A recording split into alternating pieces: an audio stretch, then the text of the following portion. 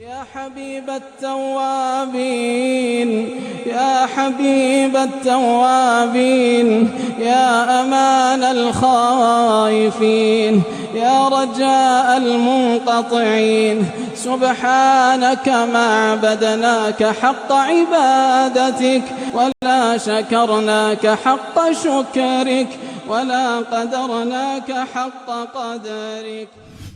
ماں عائشہ رضی اللہ عنہ کا حرص دیکھیے، نبی صلی اللہ علیہ وسلم سے پوچھتی ہیں کہ اگر میں شب قدر پالوں تو کون سی دعا پڑھوں؟ آپ دعا اسپیشلی دعا سکھا دیجئے شب قدر کے لیے۔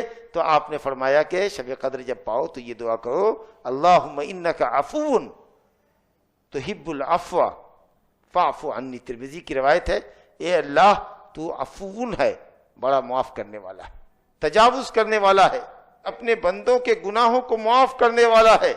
اور اللہ تعالیٰ عفو قدیر ہے، قدرت رکھتے ہوئے معاف کرتا ہے، جس کو جہاں چاہے جب چاہے پکڑ لے، لیکن معاف کرتا ہے، درگزر کرتا ہے۔ ہم انسانوں کا حال یہ ہے، اکثر و بیشتر لوگوں کا، اگر کسی سے انتقام لینے پر قادر نہیں ہے تو معاف کر دیا، چپ ہو گئے، عاجز ہے، طاقت نہیں ہے، بدلہ لے نہیں سکتے تو چپ رہی تو رہنا ہے، اور کیا۔ بہت کم لوگ ہوتے ہیں ہم میں جو انتقام پر قادر ہوتے ہیں اور اس کے باوجود بھی اللہ کے لیے معاف کر دیتے، بڑے اچھے لوگ ہیں، اور مگر بہت تھوڑے ہیں ایسے لوگ۔ لیکن عام طریقے سے آدمی چپ رہتا ہے اپنے مد مقابل کے سامنے، کیونکہ اپنے کو کمزور پاتا ہے تو درگزر کرتا ہے۔ کمال یہ ہے کہ آدمی بدلہ لینے پہ قادر ہو اور اس کے بعد معاف کر دے، اور یہ خوبی بدرجہ اتم، بدرجہ اکمل اللہ کے اندر ہے کہ اللہ تعالیٰ انتقام لینے پر قادر ہوتے ہوئے بھی وہ ہم سے درگزر کرتا رہتا ہے، درگزر کرتا رہتا ہے۔